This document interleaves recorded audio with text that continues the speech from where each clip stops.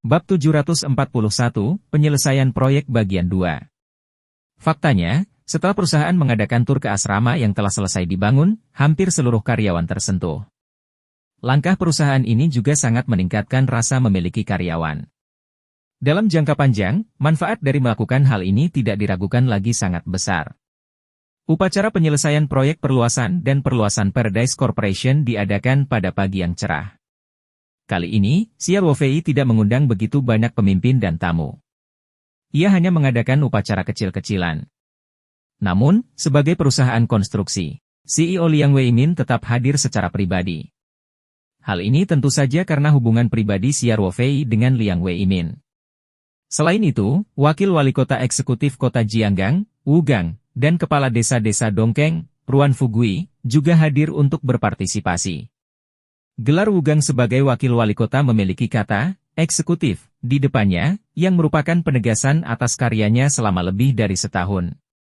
Tidak diketahui apakah ini ada perjanjian dengan kerabatnya, Wu Liqian. Tapi pasti ada perjanjian dengan dia yang memimpin pengenalan perusahaan berkualitas tinggi seperti Paradise Corporation. Ini merupakan pencapaian politik yang menarik perhatian. Oleh karena itu, Wu Gang sangat berteman dengan Xia Ruofei. Dia tidak memiliki sikap pendiam seperti pejabat setempat.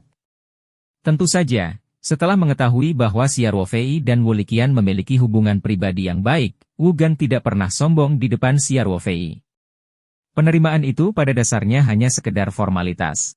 Liang Weimin secara pribadi telah memberikan instruksi dan mengirimkan tim konstruksi terbaik di perusahaan. Manierli juga telah mengawasi keseluruhan prosesnya. Ia lebih memperhatikan kualitas proyek dibandingkan pengawas umum, sehingga seluruh perluasan proyek hampir selesai dengan sempurna. Tentu saja, Xia Ruofei memiliki kepercayaan penuh pada perusahaan Liang Weimin. Sekalipun ada kekurangan dalam proyek tersebut, selama Xia Ruofei menyatakan, grup Jianda akan segera memperbaikinya secara gratis, terlepas dari apakah proyek tersebut telah diterima dan ditandatangani. Bab Envel baru diterbitkan pada. Oleh karena itu, semua orang pergi ke rumah kaca sayuran yang baru dibangun, gudang pendingin, dan asrama staf. Itu bukanlah inspeksi melainkan tur. Setelah berjalan satu putaran, Xia Ruofei dengan mudah menandatangani namanya di laporan penerimaan. Mengenai pembayaran akhir proyek, Xia Ruofei sebenarnya telah menginstal Pang Hao untuk mengirimkannya ke grup Jianda sebelum diterima. Hal ini pernah terjadi di masa lalu, dan kerja sama mereka selalu sangat menyenangkan. Kemudian, Xia Ruofei memberikan pidato singkat, menyampaikan selamat hangatnya kepada Liang Weimin, Wu Gang, dan Ruan Fugui. Ia juga mengucapkan terima kasih yang setulus-tulusnya atas kerja kelompok Jianda. Ketika pemimpin kota, Wu Gang, juga hadir, Xia Ruofei tidak lupa menyatakan bahwa perusahaan bunga persik akan terus meningkatkan investasinya dan berusaha untuk menjadi lebih besar dan kuat dengan perkebunan bunga persik sebagai yayasannya. Mereka akan berusaha untuk menciptakan lebih banyak lapangan kerja di kota Jianggang dan menyumbangkan lebih banyak keuntungan dan pajak. Ketika Wu Gang mendengar ini, dia secara alami berseri-seri dengan gembira. Apakah dia bisa melangkah lebih jauh atau tidak? Harapan terbesarnya tertuju pada perusahaan bunga persik ini, yang telah memberinya pencapaian politik yang cemerlang. Usai upacara penerimaan, pihak perusahaan Paradise mengadakan upacara check-in sederhana untuk mendorong karyawan perusahaan agar pindah ke asrama baru. Bangunan asrama pada dasarnya telah selesai lebih dari sebulan yang lalu. Alasan pemeriksaan hari ini karena mereka sedang menunggu sentuhan akhir di rumah kaca. Dekorasi dan furnitur gedung asrama semuanya terbuat dari bahan ramah lingkungan. Setelah melalui uji formaldehida, semuanya sepenuhnya sesuai dengan kondisi kehidupan. Xia Ruofei tidak akan bercanda tentang kesehatan karyawannya. Asrama staf ini agak mirip dengan apartemen bergaya hotel. Fasilitasnya lengkap dan nyaman, namun luas tiap unitnya tidak terlalu luas. Ada lebih dari 100 asrama di seluruh gedung asrama, jadi sekarang persediaan perumahan di Paradise Company tidak terbatas sama sekali. Bahkan para pekerja yang bekerja di sini pada siang hari dan pulang pada malam hari pun bisa ditempatkan di ruang istirahat makan siang. Banyak juga karyawan yang ditempatkan di apartemen tunggal di kompleks serbaguna pada tahap awal yang berinisiatif untuk pindah dan tinggal di asrama kolektif. Apartemen terkecil di kompleks serbaguna ini memiliki 1 kamar tidur dan 1 ruang tamu. Itu datang dengan dapur, kamar mandi, dan balkon. Kondisi kehidupan secara alami lebih baik daripada asrama kelompok. Namun, jumlah apartemen di kompleks serbaguna ini terbatas sehingga harus memprioritaskan perlindungan personel manajemen menengah. Tim administrasi perusahaan belum sepenuhnya terbentuk, namun pasti akan ada banyak posisi manajemen menengah di masa depan. Oleh karena itu, banyak karyawan yang berinisiatif meninggalkan kompleks. Hal ini juga mencerminkan rasa memiliki karyawan terhadap Paradise Corporation. Orang pertama yang menyarankan pindah ke asrama kelompok adalah Lei Hu dan kelompok veteran yang bertanggung jawab atas keamanan. Dalam kata-kata Lei Hu, saudara-saudara lebih terbiasa tinggal di asrama kolektif. Akan lebih baik lagi jika ada tempat tidur bersama seperti dulu. Semua orang hidup bersama, berbicara, tertawa, dan bermain. Samar-samar mereka masih bisa merasakan perasaan saat berada di Angkatan Darat. Xia Ruofei tidak akan pelit memberikan pujiannya kepada karyawan yang pindah ke asrama kelompok. Dia bahkan memutuskan untuk memberi mereka Fashion Award untuk memuji karakter mulia dan integritas mereka. Meskipun karyawan menolak hadiah tersebut, sikap Xia Ruofei tetap tegas. Dia tidak akan membiarkan mereka menolak hadiahnya. Ia langsung meminta bagian keuangan untuk mentransfer bonus ke kartu gaji setiap orang sesuai tabel yang dihitung oleh bagian administrasi. Xia Ruofei juga mengumumkan bahwa penghargaan Feng Xiang ini akan dipertahankan dan akan diberikan kepada karyawan yang memperlakukan perusahaan sebagai rumah mereka dan memiliki semangat sang master. Pada upacara penerimaan, para karyawan sangat senang menerima kunci asrama dari Pang Hao. Mereka memindahkan barang bawaan mereka yang sederhana ke asrama kelompok. Selain beberapa barang pribadi, asrama juga dilengkapi dengan perlengkapan lainnya, jadi mereka tidak perlu menyiapkan apapun sendiri. Kemudian, Xia Ruofei secara khusus memerintahkan serangkaian petasan untuk dinyalakan di depan gedung asrama, yang langsung menambah suasana meriah. Bagaimanapun, pertanian Taoyuan jauh dari kota, jadi tidak ada yang peduli berapa banyak petasan yang dinyalakan di sini. Setelah upacara penyelesaian, ada pesta makan malam yang dapat dihadiri oleh semua karyawan di pertanian. Xia Ruofei, Feng Jing, Wu Gang, Ruan Fugui, Liang Weimin, dan yang lainnya duduk di satu meja, sementara para karyawan membentuk tim masing-masing. Ketika mereka bersiap untuk jamuan makan, Xia Ruofei telah memberitahu istri Cao Tieshu bahwa standarnya harus tinggi. Dia harus memastikan bahwa setiap orang akan makan dan minum sesuai kepuasan mereka dan tidak menghemat uang untuk perusahaan. Bab 742, Pengawal. Meskipun dia telah memperingatkan Sui Fei kali terakhir dan ujian masuk perguruan tinggi telah selesai, semua orang akan segera berpisah. Mengadakan pertemuan kelas pada saat ini adalah hal yang normal, tetapi Xia Ruofei masih khawatir.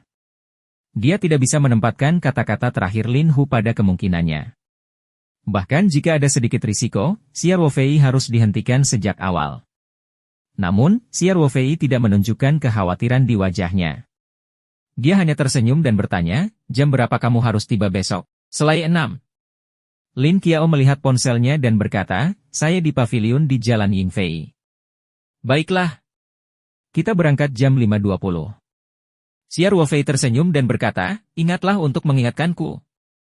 Baiklah. Lin Qiao tersenyum dan berkata, terima kasih, saudara Ruofei. Xia Ruofei tersenyum pada Lin Qiao. Pada saat ini, seseorang datang untuk mengusulkan ulang, jadi Xia Ruofei tidak melanjutkan berbicara dengan Lin Qiao tentang reuni kelas. Dia berdiri sambil tersenyum dan mendentingkan gelasnya dengan karyawan itu.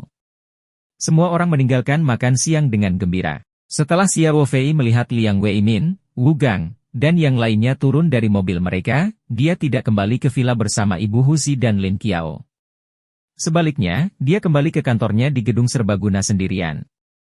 Xia Ruofei berjalan ke brankas di sudut, memasukkan kata sandi, dan menggunakan sidik jari untuk membuka brankas. Dia mengeluarkan file kertas coklat dan duduk di belakang meja. Xia Ruofei membuka folder itu dengan ekspresi serius dan mengeluarkan setumpuk dokumen dan foto. Jika Lin Qiao ada di sini, dia akan terkejut. Ini karena informasi dan fotonya semuanya tentang teman sekelasnya, Sui Fei. Xia Ruofei tidak lengah hanya karena dia memperingatkan Sui Fei setelah pertemuan mereka di mall elektronik. Sebaliknya, dia sangat menyelamatkan Lin Qiao dan melakukan banyak pekerjaan secara diam-diam. Informasinya cukup lengkap. Itu mencantumkan resume Sui Fei sejak dia masih muda, beberapa teman yang sering dia kunjungi, tempat hiburan yang sering dia kunjungi, dan sebagainya. Menurut informasi, Sui Fei adalah satu-satunya putra Sui Zhengbang, wakil wali kota peringkat 5 kota Sanshan. Sui Zhengbang adalah wakil wali kota yang membidangi ilmu pengetahuan, pendidikan, kebudayaan, dan kesehatan. Dia bertanggung jawab atas sistem pendidikan, jadi Sui Fei secara alami bersekolah di sekolah terbaik di kota Sanshan sejak dia masih muda. Faktanya, Sui Zhengbang telah sepenuhnya dipromosikan dalam sistem pendidikan. Awalnya, dia hanya seorang guru sekolah menengah. Karena pandai menjilat, dia segera menjadi kepala sekolah dan kemudian masuk ke biro pendidikan. Setelah itu, dengan bantuan seorang bangsawan, ia dipindahkan dari jabatan wakil direktur biro pendidikan kota ke kantor pemerintah kota. Setelah bertahun-tahun bertugas di pemerintahan kota, akhirnya ia menjadi wakil wali kota yang membidangi ilmu pengetahuan, pendidikan, kebudayaan, dan kesehatan. Sui Zhengbang, yang berusia 56 tahun, memiliki seorang putra di usia tuanya. Sui Fei lahir pada tahun ia menjadi wakil direktur biro pendidikan. Sui Zhengbang sudah berusia 39 tahun pada tahun itu, jadi dia sangat menyayangi putranya, terutama seorang wakil wali kota yang akan pensiun dari jabatan kedua di usianya. Dia tidak terlalu keberatan sepanjang waktu, dan akan menggunakan kekuatan di tangannya untuk memenuhi permintaan putranya yang tidak masuk akal. Seperti kata pepatah, ibu yang penyayang akan memanjakan anaknya.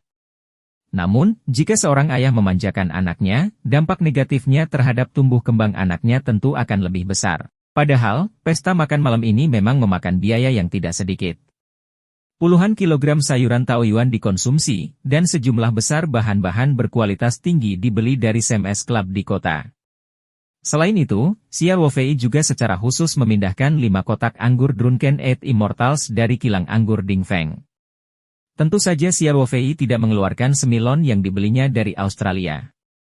Lagi pula, kali terakhir dia hanya mengimpor 30 kotak. Selain itu, kandungan alkohol dalam anggur juga rendah. Jika dia membawanya ke pertemuan ini, kemungkinan setengahnya akan diminum sekaligus. Itu akan menyia-nyiakan anugerah Tuhan. Meski begitu, semua orang terpesona dengan standar makan malam ini. Meski biasanya para karyawan bekerja di bidang pertanian, banyak orang yang enggan mengeluarkan uang untuk membeli sayuran surga pertanian yang harganya terlalu mahal. Hidangan yang terbuat dari sayuran taoyuan dapat dilihat di mana-mana di meja untuk makan malam ini. Ada juga bahan-bahan mahal seperti ikan sturgeon merah, ginseng liar, dan udang 9 bagian, yang memberikan pesta besar bagi banyak karyawan. Wu Gang dan yang lainnya juga memuji anggur 8 dewa mabuk. Semua orang saling bersulang dan suasana pertemuan itu sangat harmonis. Xia Ruofei juga telah memberitahu Ibu Huzi dan Lin Qiao sebelumnya untuk tidak menyiapkan makanan di rumah. Mereka akan datang ke kantin staf untuk makan siang. Xia Ruofei bahkan mengatur agar Ibu Huzi dan Lin Qiao duduk di mejanya agar mereka tidak merasa tidak nyaman duduk dengan karyawan yang tidak dikenalnya. Ibu Huzi sedang memandangi anak baptisnya yang baru, Xia Ruofei, memegang segelas anggur dan bersulang di meja. Semua karyawan sangat menghormatinya dan dia merasa sangat bersyukur. Lin Qiao, sebaliknya, hampir kenyang setelah makan beberapa saat. Dia duduk di sana dengan mereknya iPhone 7 Plus baru di tangan dan melihat-lihat momen WeChat-nya. Xia Ruofei kembali ke tempat duduknya setelah kembali dari staf. Lin Qiao, yang duduk di sisi firasat, menghampiri dan berkata, "Saudara Ruofei, bisakah kamu mengirim saya ke kota besok? Terlalu merepotkan untuk naik bus ke sini." "Tidak masalah." Xia Ruofei tertawa dan bertanya dengan santai, "Apakah kamu ada urusan di kota?" Lin Qiao berkata, "Ya, pengawas kelas kami mengatakan kepada kelompok bahwa akan ada makan malam pertunangan besok malam. Setelah makan malam, kita mungkin pergi bernyanyi. Anda dapat mengirim saya kembali ke kota pada sore hari dan jangan mengirimkan saya. Reuni kelas pasti akan terlambat. Saya akan kembali ke biro kehutanan dan bermalam di sana." Jantung Xia Ruofei berdetak kencang. Bayangan wajah tembem Sui Fei dan kacamata yang sangat gelap tiba-tiba muncul di pikiran. Senyuman di wajah Xia Ruofei tidak bisa menahan diri untuk tidak membeku, dan ekspresi kewaspadaan muncul di matanya. Sui Fei selalu menjadi murid bermasalah sejak dia masih muda. Tidak peduli di sekolah mana dia bersekolah, dia selalu menjadi penjelmaan iblis yang membuat para guru pusing. Sayangnya, Ayahnya adalah pemimpin sistem pendidikan, jadi tidak ada yang berani melakukan apapun terhadap Sui Fei. Mereka hanya bisa memanjakan dan memujanya. Hal ini semakin menyebabkan kepribadian Sui Fei yang arogan dan mendominasi. Pembengkakan hati seseorang sungguh sangat mengerikan. Padahal, wakil wali kota yang berada di peringkat terbawah bukanlah apa-apa. Seorang wakil kader tingkat seperti dia mungkin bahkan tidak akan mendapat peringkat di kota Sanshan. Bahkan pimpinan komite kota yang lebih berkuasa pun tidak menganggap serius seorang wakil wali kota, apalagi komite tetap komite partai kota atau wakil pimpinan pemerintah yang berperingkat lebih tinggi darinya. Namun, Sui Fei menghabiskan sebagian besar waktunya di kampus, di wilayah di bawah yurisdiksi ayahnya. Secara alami, dia dapat melakukan apapun yang dia inginkan, yang memberinya ilusi bahwa tidak ada yang berani mengganggunya karena kekuatan ayahnya. Sui Fei ini berani menggoda gadis-gadis di kelasnya ketika dia baru duduk di bangku kelas 1. Jelas terlihat betapa gagalnya pendidikan yang diterimanya. Xia Ruofei dengan tenang melihat-lihat informasinya. Di akhir informasi terdapat informasi tentang teman-teman utama Sui Fei, hubungan pergaulannya, dan tempat hiburan yang sering ia kunjungi. Saat ini, ada ketukan di pintu kantor. Xia Ruofei mengumpulkan dokumen dan foto dan menaruhnya di laci mejanya. Lalu, dia berteriak, "Silahkan masuk." Pintu kantor dibuka, dan Lei Hu masuk. "Saudara Xia." Lei Hu berteriak, "Duduk." Setelah Lei Hu duduk, dia merendahkan suaranya dan berkata, "Saudara Xia, orang yang Anda minta untuk kami awasi sepertinya sedang melakukan beberapa tindakan hari ini." Xia Ruofei mengangkat alisnya dan berkata, "Katakan padaku." Faktanya, ketika dia mendengar percakapan antara Sui Fei dan teman sekelasnya Xia Ming di luar ruang ujian hari itu, Xia Ruofei telah mengatur agar Lei Hu mengawasi Sui Fei. Informasi tentang Sui Fei ini telah dikumpulkan dan diatur secara diam-diam oleh anak buah Lei Hu. Pembaruan DFRM Novel B, I, N, C, O, M. Melacak seorang siswa sekolah menengah adalah hal yang mudah bagi para pasukan khusus veteran. Sui Fei tidak memperhatikan apapun selama berhari-hari. Xia Ruofei memiliki firasat bahwa Sui Fei mungkin ditakuti olehnya hari itu, tetapi dia mungkin tidak mau menyerah setelah dia sadar kembali. Dia bahkan mungkin menimbulkan masalah. Ketika dia mendengar Lin Qiao menyebutkan reuni kelas hari ini, Xia Ruofei mendapat peringatan. Itu sebabnya dia kembali ke kantor setelah makan malam. Jika Lei Hu tidak datang menemuinya, dia akan meneleponnya untuk menanyakan detail beberapa hari berikutnya. Bab 743, Pengawal Bagian 2. Sekarang Lei Hu mengambil inisiatif untuk datang, Sui Fei pasti telah melakukan sesuatu yang tidak biasa. Ini berarti intuisi Xia Ruofei akurat. Lei Hu mengangguk dan berkata, "Saudara Xia, targetnya adalah bertemu dengan 3 teman wanitanya hari ini. Salah satunya adalah teman sekelas SMA-nya, Hu Lili. Dia juga ada di informasi kami sebelumnya. Menurut analisis kami, dia seharusnya berselingkuh dengan Sui Fei." Xia Ruofei segera membuka laci dan mengeluarkan tumpukan dokumen. Dia mengambil salah satu foto dan menyerahkannya kepada Lei Hu sambil berkata, "Itu dia, kan?" Lei Hu melihatnya dan segera mengangguk, "Ya, benar. Foto itu diambil 2 hari lalu." Dalam foto tersebut, Sui Fei dan Hu Lili sedang berjalan berdampingan. Tangan Sui Fei melingkari pinggang Hu Lili, dan dia lebih dekat dengannya. Jari telunjuknya hampir menyentuh tepi bawah dada Hu Lili. Namun, Hu Lili sama sekali tidak merasa tidak nyaman. Sebaliknya, dia malah memiliki senyuman menawan di wajahnya. Dalam foto tersebut, Hu Lili mengenakan riasan smokei dan berpakaian sangat genit. Sulit membayangkan dia adalah seorang siswa yang baru saja menyelesaikan ujian masuk perguruan tinggi. Sebaliknya, dia tampak seperti gadis bar di klub malam. Dia penuh dengan bau debu. Xia Ruofei masih mengingat informasi singkat yang ditemukan Lei Hu dan yang lainnya tentang Hu Lili. Situasi Hu Lili mirip dengan situasi Lin Qiao. Dia juga telah pindah ke SMA nomor 8 di Jalan Tengah. Namun, Hu Lili telah pindah ke sekolah tersebut pada tahun kedua sekolah menengahnya. Sebelumnya, dia pernah belajar di sekolah menengah biasa, dan hasilnya sangat rata-rata. Dia pada dasarnya adalah seorang gadis nakal. Namun, dia telah dipindahkan langsung ke sekolah menengah atas nomor 8 provinsi dan memasuki kelas seni liberal. Lei Hu dan yang lainnya percaya bahwa Sui Fei berada di balik transfer Hu Lili. Kemungkinan besar Hu Lili pertama kali berhubungan dengan Sui Fei dan kemudian dipindahkan ke SMA ke-8. Semua tanda menunjukkan bahwa Hu Lili dan Sui Fei memiliki hubungan dekat. Xia Ruofei mengangguk dan berkata, "Kamu bisa melanjutkan." Saudara Xia, selain Hu Lili, dua wanita lainnya hanyalah pemalas. Mereka seumuran dengan Sui Fei dan Hu Lili. Mereka putus sekolah sebelum menyelesaikan sekolahnya, dan mereka nongkrong di jalanan sepanjang hari, kata Lei Hu. Sui Fei bertemu dengan wanita ketiga di kedai teh Bafang di Jalan Laut Timur di pagi hari. Mereka berbicara sekitar 1 jam, lalu mereka berempat pergi ke klub malam Hao Jue di Jalan Yingfei. Xia Ruofei mengangkat kelopak mata. Dua kata kunci dalam kata-kata Lei Hu menarik perhatiannya. Salah satunya adalah Yingfei Lu. Saat makan siang, lokasi berkumpul yang disebutkan Lin Qiao juga berada di Yingfei Lu. Kata kunci lainnya adalah klub malam. Xia Ruofei bertanya, klub malam Hao Jue. Biasanya klub malam tidak buka di pagi hari, kan?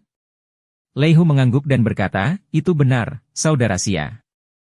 Itu sebabnya kami merasa tindakan mereka sedikit tidak biasa. Mereka sepertinya sedang merencanakan sesuatu di kedai teh Bafang. Setelah itu, mereka pergi ke klub malam Hao Jue dan baru berangkat sekitar setengah jam kemudian. Kedua wanita itu langsung pulang. Sedangkan Sui Fei dan Hu Lili pergi ke hotel sumber air panas untuk memesan kamar. Mereka tidak turun untuk makan siang, dan orang-orang kami masih mengawasi mereka.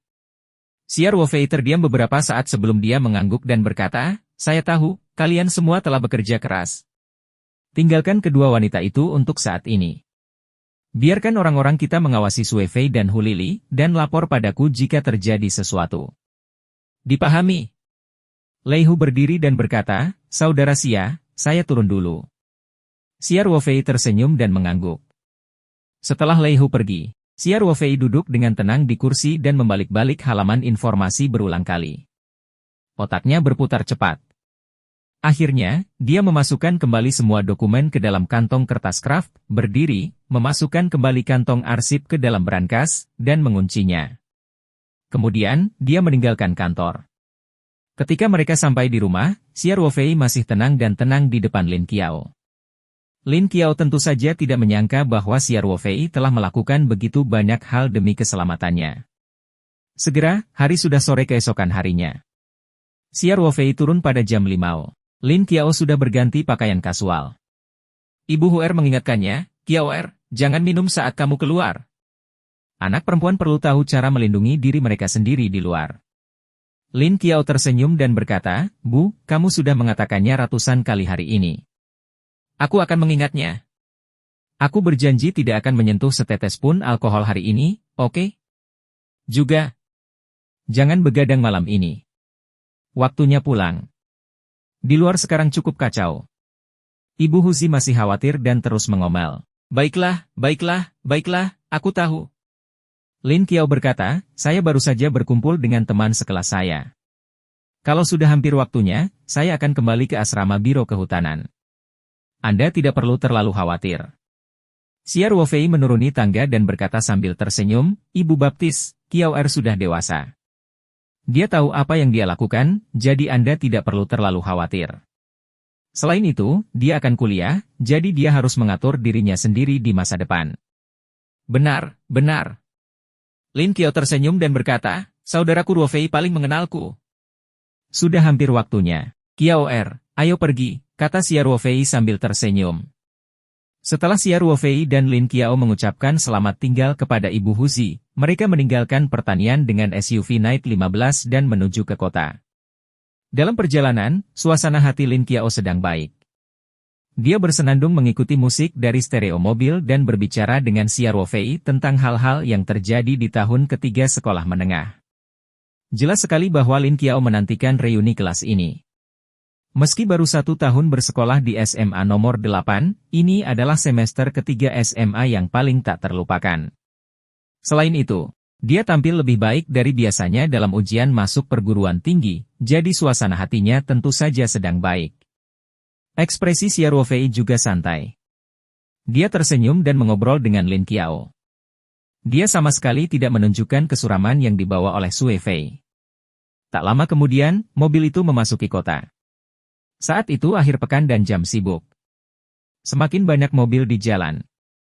Xia Ruofei mengemudikan Night 15 melewati lalu lintas, memikirkan apa yang akan terjadi malam itu. Karena kemacetan lalu lintas, mereka baru tiba pada pukul 17.50 untuk mencari ikan hidup di bawah jembatan di Jalan Yingfei. Dari kejauhan, Lin Qiao sudah bisa melihat para siswa berdiri dalam kelompok 3 atau 5 orang dan mengobrol di pintu masuk toko. Jadi, begitu mobilnya berhenti, dia tidak sabar untuk membuka pintu. Saudara Ruofei, kamu harus langsung kembali. Kamu tidak perlu mengkhawatirkanku. Lin Qiao berkata, saya akan kembali ke asrama Biro Kehutanan sendirian. Xia Ruofei menghentikan Lin Qiao, yang hendak turun dari mobil. Dia mengeluarkan botol kaca kecil dan menyerahkannya kepada Lin Qiao. Qiao, apakah kalian tidak akan bernyanyi malam ini? Ini obat yang kubuat untukmu. Jika Anda merasa mabuk atau tidak nyaman, ingatlah untuk segera meminumnya. Lin Qiao tertegun sejenak dan kemudian berkata sambil tersenyum, Saudara Ruofei, aku berjanji pada ibuku bahwa aku tidak akan minum. Xia Ruofei mengulurkan tangan dan menyerahkannya lagi. Lebih baik bersiap. Baiklah. Terima kasih, Saudara Ruofei. Lin Qiao tersenyum manis pada Xia Ruofei. Dia mengambil botol kaca dan memasukkannya ke dalam tasnya. Kemudian, dia melompat keluar dari mobil, menutup pintu, dan melambai ke arah Xia Ruofei. Dia kemudian berjalan cepat menuju teman-teman sekelasnya. Xia Ruofei menyaksikan Lin Qiao bertemu dengan teman-teman sekelasnya. Kemudian, dia menyalakan mobil dan meninggalkan ikan hidup di bawah jembatan. Tentu saja, Xia Ruofei tidak akan langsung kembali ke pertanian. Dia menemukan tempat parkir di dekatnya dan memarkir mobilnya, lalu kembali ke Jalan Yingfei. Namun, Xia Ruofei tidak pergi ke pavilion untuk menangkap ikan. Sebaliknya, dia langsung pergi ke klub malam Haojue. Dia mengeluarkan headset Bluetooth-nya dan memakainya. Dia memutar nomor dan berkata, Lei Hu, saya akan pergi ke klub malam sekarang. Kalian awasi restorannya. Kita tidak bisa membiarkan apapun terjadi pada Qiao. Dipahami. Suara mantap Lei Hu terdengar dari headset, jangan khawatir, Saudara Xia. Kami memiliki sudut pandang yang tinggi di sini, sehingga kami dapat dengan jelas melihat ruang pribadi tempat Lin Qiao dan yang lainnya mengadakan pesta. Dua bersaudara lainnya ada di restoran, jadi mereka bisa merespons kapan saja jika terjadi sesuatu. Itu bagus. Xia Ruofei berkata, semuanya, lebih waspada. Jika situasinya normal, jangan mengekspos diri sendiri agar tidak mempengaruhi pertemuan Qiao dengan teman-teman sekelasnya. Dipahami. Xia Ruofei menekan earphone-nya dan menutup telepon. Kemudian, dia mengenakan kacamata hitam super black dan berjalan ke klub malam Haojue melalui pintu masuk utama. Bab 744, Niat Baik. Saat ini sudah malam, dan meskipun klub malam sudah buka, namun masih jauh dari puncak lalu lintas, sehingga terkesan agak sepi. Begitu Xia Ruofei memasuki pintu, seorang wanita penyambutan dengan pakaian tipis datang dan bertanya dengan penuh hormat, berapa banyak tuan-tuan? Bukakan tas berukuran sedang untukku, kata Xia Ruofei acuh tak acuh. Baiklah, mohon tunggu sebentar. Kata nyonya rumah, lalu dia berbalik ke bar dan berkata dengan keras, kamar pribadi berukuran sedang. Tuan, silakan pesan di sini. Kata nyonya rumah dengan sopan. Xia Ruofei mengangguk dan bertanya, apakah kamar 650? Jika memungkinkan, saya ingin yang ini. Lei Hu sudah mengetahui pada sore hari bahwa setelah pertemuan kelas Lin Qiao berakhir, mereka akan terus bernyanyi di klub malam Haojue. Orang yang bertanggung jawab memesan kamar pribadi adalah Sui Fei, dan dia telah memesan kamar 607. Kamar 605 berada tepat di sebelah kamar 607. Nyonya rumah sedikit terkejut, namun dia tidak terlalu terkejut, karena banyak pelanggan tetap yang memiliki kamar pribadi favoritnya. Selama kamar pribadi tidak dipesan, klub malam akan berusaha memenuhi persyaratan yang wajar dari para tamu. Apakah kamar 605 sudah dipesan? Nyonya rumah segera menoleh ke meja bar dan bertanya. Bab Envel baru diterbitkan pada. Setelah mendapat jawaban negatif, Nyonya rumah segera meminta staf di bar untuk memesan kamar 605 untuk Xia Ruofei. Xia Ruofei menambahkan, kamu bisa mengambilkanku sepiring buah dan makanan ringan dulu. Juga, saya akan memasukkan mie seafood. Aku akan membayar semuanya. Xia Ruofei belum makan malam dan bersiap untuk menyelesaikannya. Baiklah. Nyonya rumah berkata dengan gembira dan segera mulai mengatur untuk Xia Ruofei. Mereka paling menyukai pelanggan seperti ini. Jika mereka diizinkan untuk membuat pengaturan, mereka secara alami dapat mengatur barang yang lebih mahal dan lebih banyak barang. Dengan cara ini, komisi mereka tentu saja akan lebih tinggi. Barang-barang di KTV dan klub malam tentu saja beberapa kali lebih mahal dibandingkan di tempat lain. Biaya kamar pribadi dan makanan ringan lebih dari 1.000 yuan. Xia Ruofei tidak peduli dengan jumlah uang yang kecil ini dan membayar tagihannya dengan kartunya. Segera, semuanya sudah diatur. Seorang pelayan datang untuk membawa Xia Ruofei ke lift dan menyalakan lampu dan sound system. Setelah beberapa saat, piring buah dan makanan ringan disajikan. Xia Ruofei mengambil mie seafood yang mengepul dan mulai makan. Saat ini, ada ketukan ringan di pintu kamar pribadi, lalu seorang wanita dengan riasan tebal masuk sambil tersenyum lebar. Xia Ruofei meletakkan mangkuk besarnya dan bertanya dengan ringan, apakah ada sesuatu? Wanita itu berjalan di depan Xia Ruofei dengan genit dan tersenyum menyanjung. Dia bertanya, "Bos, saya mandor di lantai 6. Apakah kamu membutuhkan adik perempuan di sini?" Gadis-gadis di klub malam Haojue kami semuanya cantik, dengan sosok yang bagus dan ketampanan. Xia Ruofei melambaikan tangannya dan memotongnya. Kemudian, dia mengeluarkan dompetnya dan dengan santai mengeluarkan setumpuk uang kertas 100 yuan dan menyerahkannya. Dia berkata, saya hanya membutuhkan lingkungan yang tenang. Saya tidak ingin diganggu oleh siapapun. Wanita itu tertegun sejenak sebelum dia segera bereaksi dan mengambil uang dari Xia Ruofei. Dia merasakan tebalnya uang itu dan tersenyum. Saya mengerti. Dipahami. Jangan khawatir, aku berjanji tidak ada yang akan mengganggumu. Xia Ruofei mengangguk dan melihat ke layar TV. Wanita itu segera membungkuk dan meninggalkan ruangan tanpa berkata apa-apa, menutup pintu di belakangnya. Akhirnya suasana menjadi sunyi. Xia Ruofei mengambil mangkuk itu lagi dan melahap semangkuk besar mie. Lalu, dia mengambil tisu dan menyeka mulutnya. Dia menekan tombol servis dan meminta pelayan untuk mengambil mangkuk itu. Hal pertama yang dilakukan Xia Ruofei setelah makan malam adalah memeriksa kamar pribadi yang kosong untuk memastikan tidak ada peralatan perekam. Xia Ruofei yang berpengalaman sangat serius ketika melakukan ini. Ia memeriksa lampu gantung, ventilasi udara, kolong sofa, dan tempat lain yang mudah terlewatkan. Dia sangat teliti. Ini adalah kebiasaan baik yang dia kembangkan di Angkatan Darat. Dia tidak akan menganggap entengnya hanya karena itu mudah. Setelah diperiksa dengan cermat, Xia Ruofei akhirnya memastikan bahwa tidak ada peralatan di ruangan itu yang dapat mengambil foto atau video rahasia. Atau lebih tepatnya, kemungkinannya sangat rendah. Jarang sekali melihat kamera yang bisa luput dari pandangan Xia Ruofei. Kemudian, Xia Ruofei pergi ke kamar mandi kamar pribadi.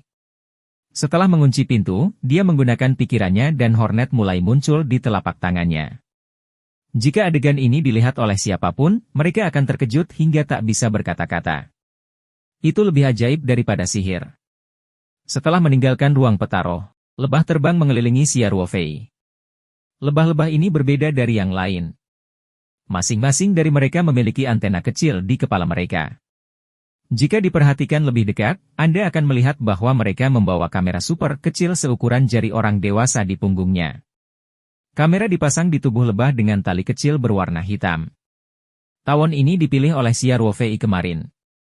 Mereka adalah kelompok tawon pertama yang paling tebal yang memasuki ruang petaroh. Masing-masing berukuran lebih besar dari ibu jari orang dewasa.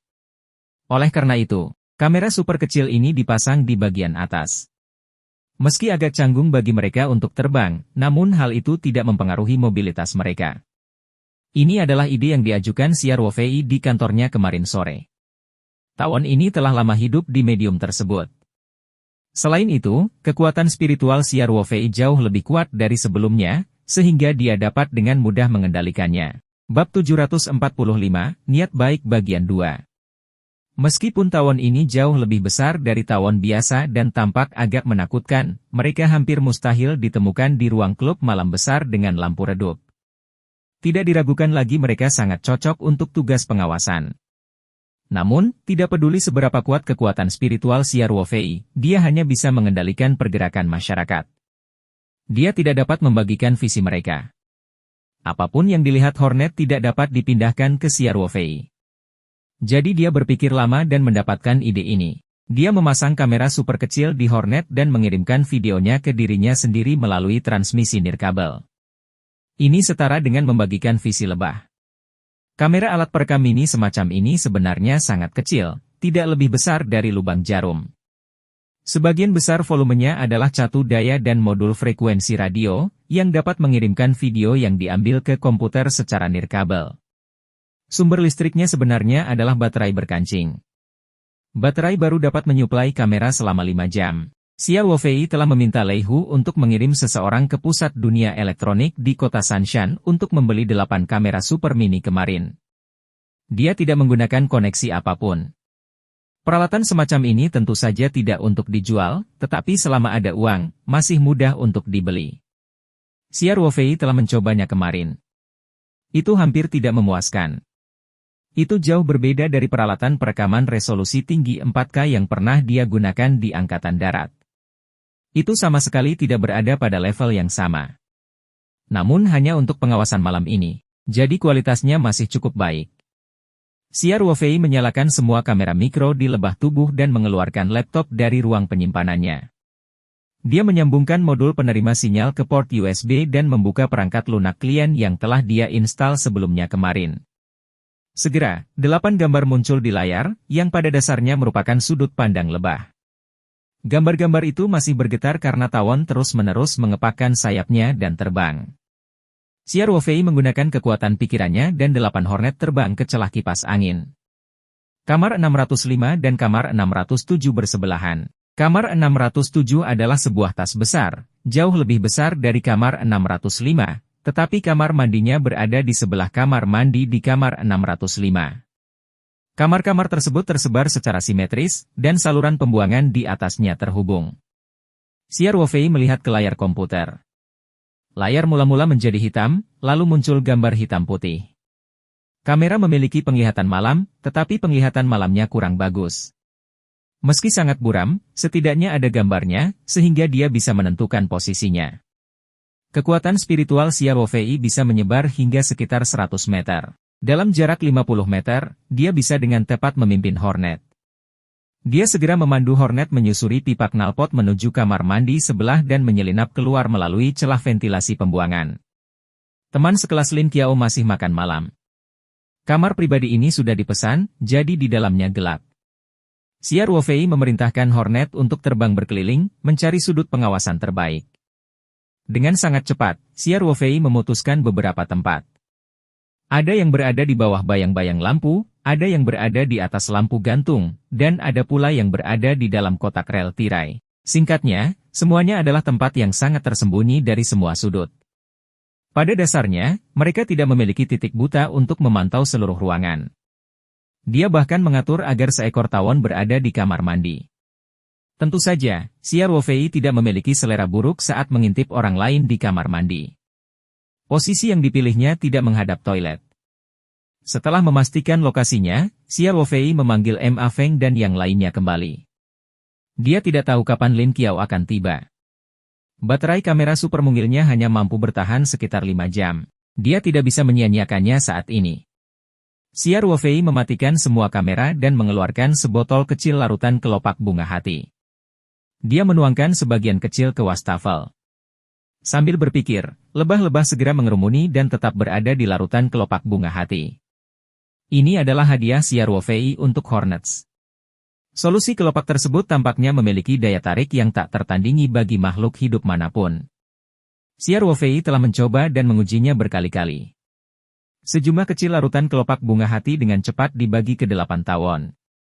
Kemudian, Xia Wofei menyimpan mereka semua ke dalam ruang petaroh dengan pemikiran sehingga mereka dapat dipelihara oleh roh Qi yang kaya dan memulihkan diri di ruang tersebut. Setelah memeriksa lokasinya, Xia Wofei akhirnya sedikit santai. Dia secara acak memilih lagu dari mesin pemesanan lagu dan mengaturnya untuk diputar berulang-ulang. Kemudian, dia bersandar di sofa empuk dan memejamkan mata untuk beristirahat. Lei Hu secara pribadi memimpin orang-orang untuk mengawasi ikan hidup di pavilion jembatan tempat kelas Lin Qiao makan malam. Xia Wofei sangat yakin. Dan setelah menganalisis dan menilai, Xia Wofei juga berpikir bahwa kemungkinan Sui Fei menyakiti Lin Qiao di restoran sangat rendah. Karena semua teman sekelasnya ada di sana, dan tidak nyaman melakukan sesuatu di restoran, berbeda halnya di klub malam. Di ruangan yang remang-remang, para pemuda dan pemudi pasti sedang minum wine. Tidak mudah bagi Sui Fei ketahuan jika dia melakukan sesuatu. Selanjutnya, Sui Fei telah tiba di klub malam Hao Jue sehari sebelumnya, yang semakin menegaskan penilaian Xia Wofei. Setelah makan malam Lin Qiao selesai dan mereka mulai pindah ke klub malam, Lei Hu pasti akan memberitahunya tepat waktu. Kemudian, dia akan melepaskan 8 tentara pengintai. Dengan cara ini, keselamatan Lin Qiao akan selalu berada di bawah kendalinya. Jika ada masalah mendadak, Xia Wofei bisa masuk dari kamar sebelah dan tidak membiarkan Lin Qiao terluka. Demi keselamatan Lin Qiao, Xia Wofei telah berusaha keras dan menggunakan semua keterampilan yang telah dia pelajari di Angkatan Darat. Dan semua ini dilakukan di belakang Lin Qiao. Xia Wofei telah berjanji pada Lin Hu bahwa dia akan menjaga ibu dan saudara perempuannya dengan baik, jadi dia pikir masuk akal baginya untuk melakukan hal ini demi Lin Qiao. Selain itu, Lin Qiao seperti kertas putih bersih. Xia Wofei tidak ingin dia terkena sisi gelap masyarakat sedini mungkin, jadi dia tidak menceritakan kekhawatirannya dan hanya diam-diam melindunginya dari belakang. Ternyata penilaian Xia Wofei benar. Di ruang pribadi besar berisi ikan hidup di bawah jembatan, teman sekelas Lin Qiao sedang duduk mengelilingi 4 meja bundar. Mereka sedang makan dan mengobrol, dan suasananya sangat meriah. Itu adalah jamuan makan malam kelulusan sekolah menengah, dan ujian masuk perguruan tinggi baru saja berakhir. Topik pembicaraan semua orang tentu saja berkisar pada ujian masuk perguruan tinggi.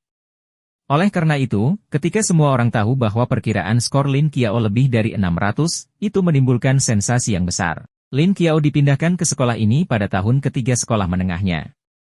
Meskipun nilainya meningkat, dia hanya berada di atas rata-rata di kelas seni liberal ini. Dalam semua tes tiruan sebelum ujian masuk perguruan tinggi, skor total Lin Qiao tidak pernah melebihi 600 poin. Kesulitan ujian masuk perguruan tinggi kali ini jelas lebih tinggi daripada ujian tiruan, tetapi Lin Qiao sebenarnya dapat memperkirakan lebih dari 600 poin. Hasil ini sudah bisa masuk dalam peringkat beberapa teratas. Bahkan siswa terbaik di kelasnya, komisaris yang bertanggung jawab atas studi, diperkirakan memiliki skor sekitar 610, yang tidak jauh lebih tinggi dari perkiraan skor Lin Qiao. Ada esai untuk bahasa Mandarin dan Inggris, dan beberapa pertanyaan subjektif untuk seni liberal, jadi sulit untuk mengatakan siapa yang mendapat nilai lebih baik. Ini jelas merupakan kinerja yang melampaui levelnya. Para siswa di kelas memandang Lin Qiao dengan iri. Namun, kandidat jenis tes semacam ini ada setiap tahun.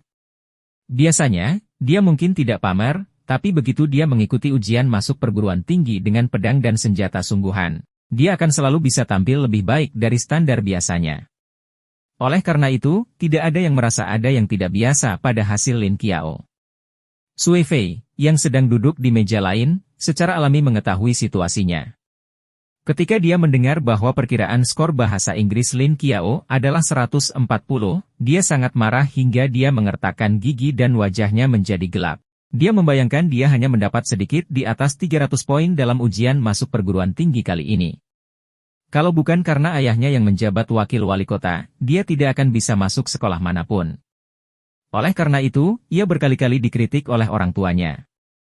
Meskipun Sui Xingbang dan istrinya menyayanginya dan tidak tega mengatakan sesuatu yang kejam kepadanya, dia tetap kesal mendengar orang tuanya menghela napas begitu dia sampai di rumah. Sui Fei mengutuk dalam hatinya. FCK. Dia mengerjakan tes bahasa Inggrisnya dengan sangat baik. Jika dia mengirimkan beberapa pertanyaan untuk saya tidak akan gagal mendapatkan 50 poin. Dia harus melampiaskan amarahnya malam ini. Baca bab terakhir di nov.com saja. Sui Fei berpikir sendiri sambil melihat Lin Qiao yang duduk di meja seberang.